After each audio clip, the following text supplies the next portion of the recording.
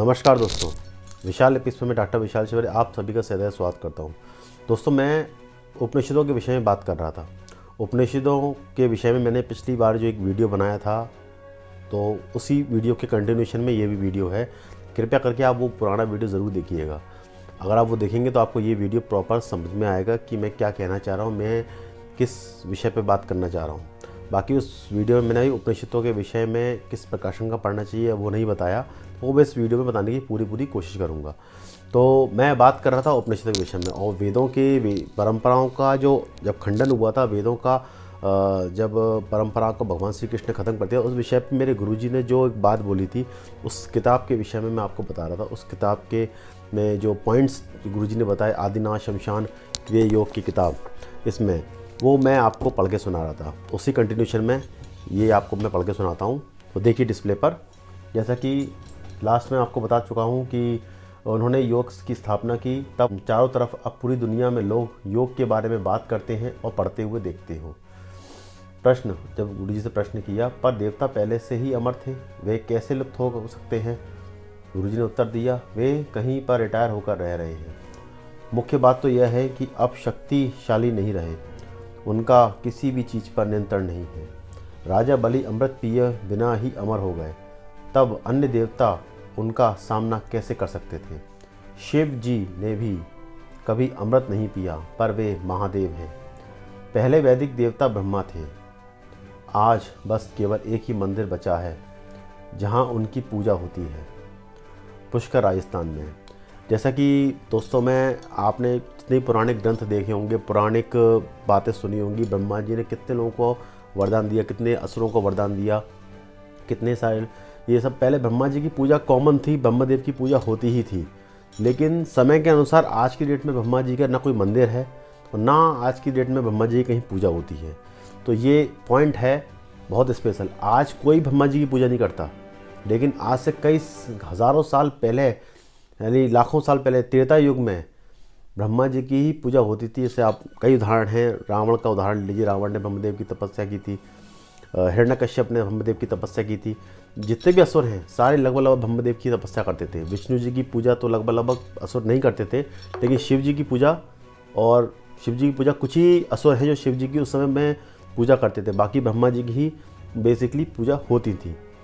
आगे देखिए, दूसरे देवता विष्णु थे जो वैदिक परंपरा से जुड़े हुए हैं, पर वे भी अब सेनापति हो गए हैं, और विष्णु के बहुत थोड़े से ही मंदिर भारत में बचे हैं, जैसे कि तिरुपति बालाजी, विट्ठल देवता, विट्ठल स्वामी जी, इन सब के ऐसे मंदिर, और भी बहुत सारे विष्णु जी के मंदिर हैं जो अब कम ही बचे हैं। बहुत ज़्यादा मात्रा में मंदिर में विष्णु जी के नहीं हैं।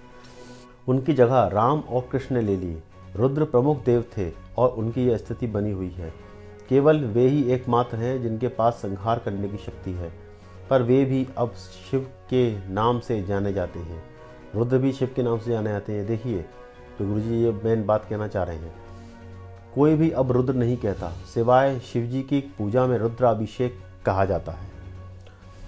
इन सबके बाद सविता, मित्र, वरुण देवों को अग्रगण्य देवता हैं जिनका अब कहीं कोई पता नहीं। तो इन देवताओं का कार्यकाल भी अब खत्म हो गया। यह पूरी तरह से स्पष्ट बदलाव है, और चूंकि राजा बलि का तीनों लोकों पर अधिकार है, उन्होंने ज़रूर कुछ किया होगा सभी जातियों को सम्मिलित करने का प्रयास। आज हर वंश, कुल, जाति आपस में मिल रही हैं। विदेशी लोग जिन्हें पहले अस्पृश्य माना जाता था, अब भारत में हर जगह स्वीकारे जा रहे हैं, और वेदों के अनुयायी जो अपने आप को दूसरों से श्रेष्ठ समझते थे, अब सबसे ज़्यादा खिन्न हैं। एक सफाई कर्मी भी उनसे बेहतर है। वे लोग जो राम राम जपते हैं और भागवत और भगवत गीता का पाठ करते हैं, बहुत ऊपर आ गए हैं। ये सब बातें कोई परिवर्तन की ओर इशारा करती हैं। तंत्र का प्रभाव भी उतना ही बड़ा है। शिवजी के द्वारा प्रधान 10 महाविद्याएं और दूसरे तंत्र विद्या इन दिनों सबसे ज़्यादा लोकप्रिय हैं। इसका मतलब है कि एक नया ही कार्यक्रम शुरू हो गया है। इसके अलावा भारत पर जितने भी विदेशी आक्रमण हुए, उन्होंने मूल रूप से वैदिक संस्कृति को नष्ट किया। वे आदि शंकराचार्य ने वेदों को नकार कर वेदांत यानी वेदों का अंत का प्रचार किया। कोई भी अब वैदिक देवताओं के लिए कोई धार्मिक अनुष्ठान नहीं करता, अब कोई इंद्र का गुणगान नहीं करता। मेरी राय में, यानी गुरुजी बोल रहे हैं, मेरी राय में उन्होंने अपने कामों का बहुत बढ़िया दंड मिला है। जब उन्होंने गौतम ऋषि की पत्नी का मान भंग किया, तब ऋषि ने श्राप दिया कि स्त्री के भग के पीछे पागल होकर तुमने पाप किया है। अब तुम्हारे शरीर पर हजारों भग उत्पन्न हो जाएंगे। पूरे इतिहास में इंद्र एकमात्र ऐसे व्यक्ति हैं जिनके शरीर पर हजारों भग हैं। इसी वजह से उनका नाम सहस्त्र भग पड़ा। तो देख सकते हैं इंद्र के कुकर्मों का ये नतीजा जो सामने दिख रहा है। अब प्रश्न किया कि कुबेर का क्या, तो गुरुजी ने उत्तर दिया कि वे शिव जी के मित्र हैं। उनकी अलकापुरी कैलाश के निकट स्थित है। यह भी देखो कि देवी लक्ष्मी धन ऐश्वर्य को देने वाली हैं। अब यह विभाग कुबेर के पास है। यहाँ तक कि हमारे रिजर्व बैंक के सामने कुबेर की मूर्ति स्थापित है। देवताओं के पदकर्म में बहुत बड़ा परिवर्तन आया है। रिजर्व बैंक में जो अपना भारतीय रिजर्व बैंक है उसमें भगवान कुबेर की स्थापना है। तो ये एक बहुत बड़ा कार्यक्रम है जो शुरू हुआ है, जो गुरुजी ने इस पर प्रकाश डाला है। पहले किसी समय में पुराणों में, वेदों में द्वयम स्तर का माना जाता था, पर अब यह रोल बदल गया है। उपनिषदों को इसलिए पढ़ा जा रहा है क्योंकि इनमें वेदों का, इंद्र का कोई भी जिक्र नहीं है। इंद्र और वैदिक देवताओं के संबंधित हर चीज़ लिप्त हो चुकी है। इसका सीधा मतलब है कि राजा बलि ने कार्यभार संभालते ही सफाई और काट छाट की शुरुआत करवा दी। बहुत सी छिनाई और सफाई हुई है, जैसे कि सभी जातियों का आपस में घुलना मिलना शुरू हो गया है, जो कि आजकल हम लोग देख रहे हैं। अभी तक सुरों और असुरों का लगातार संघर्ष की स्थिति बनी हुई थी। वेद पढ़ने वाले अपने को दूसरों से श्रेष्ठ समझते थे और नीची जाति वाले विदेशियों और छूत लोगों के लिए वेदों पर कोई भी बात करना निषिद्ध था। राजा बलि ने यह साबित कर दिया है कि वेदांती श्रेष्ठ नहीं थे। उनके ऊपर एक समय में अछूत कहे जाने वाले विदेशियों ने कई तरीकों से विजय प्राप्त कर ली है। आज विदेशी लोग भारत के आध्यात्मिक ज्ञान को अपनाने के बहुत इच्छुक हैं और योग, तंत्र, अघोर आदि की शिक्षा प्राप्त कर रहे हैं। पुराने वैदिक समय की वर्जनाओं को अनदेखा करते हुए हमारा यह मानने का कारण कि राजा बलि और गोवर्धन पर्वत एक ही हैं, यह है कि कृष्ण ने इंद्र को हराकर गोवर्धन की पूजा की स्थापना की। उनसे पहले किसी अवतार ने इंद्र का विरोध नहीं किया था। वे एक ही मात्र ऐसे व्यक्ति थे कि और उन्होंने इंद्र को एक बार नहीं बल्कि 3 बार पराजित किया। भगवत गीता में प्रसिद्ध पंक्ति है, दुष्टों का संहार के लिए और धर्म की पुनर्स्थापना के लिए मैं हर युग में अवतार लेता हूँ। जैसे कि यदा यदा ही धर्मस्य ग्लानिर्भवति भारत अभ्युत्थान धर्मस्य तदात्मानं साम्यं परित्राणाय साधूनां विनाशाय च दुष्कृतां धर्म संस्थापनार्थाय संभवामि युगे युगे। उन्होंने धर्म की स्थापना और इंद्र की पूजा खत्म करवा के और गोवर्धन पर्वत की पूजा शुरू करवा दी।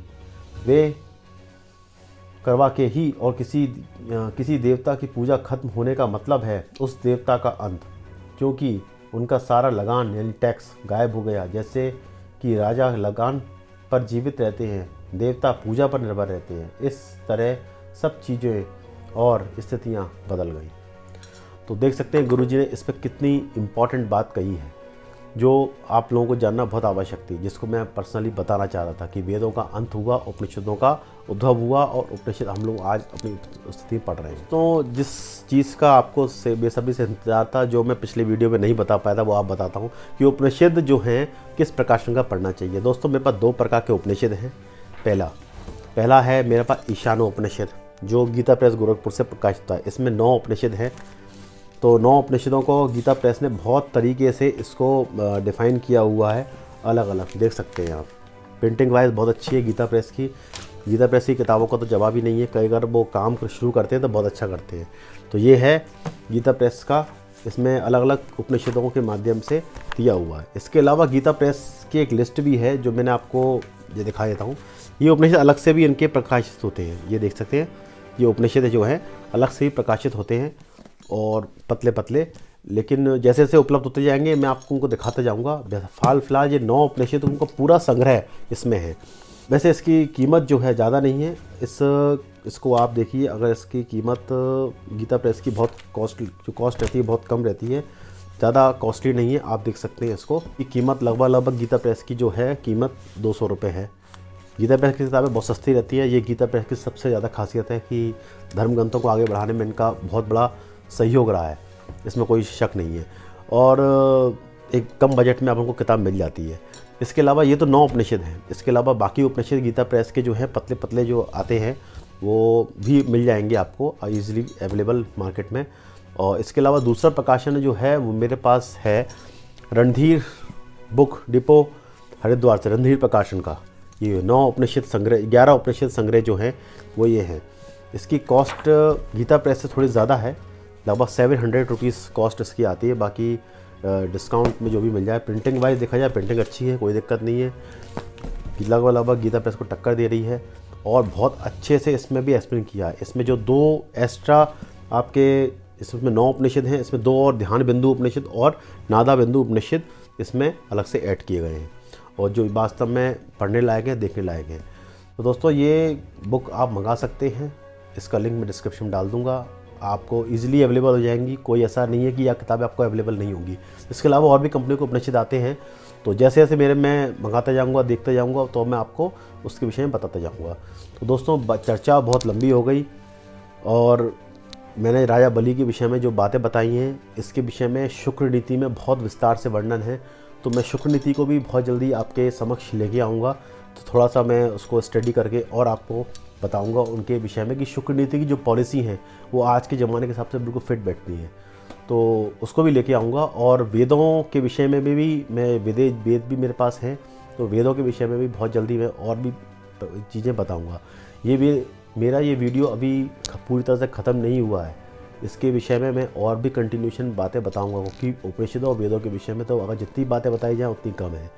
तो बहुत सारी चीज़ें हैं, जो मेन बातें मैंने आपको बता दी, और भी चीज़ें जो निकलती जाएंगी आपको तक पहुंचाता जाऊंगा। तो दोस्तों अब मुझे आज्ञा दीजिए, अगली बार अगले वीडियो के साथ मैं फिर उपस्थित होता हूं। धन्यवाद।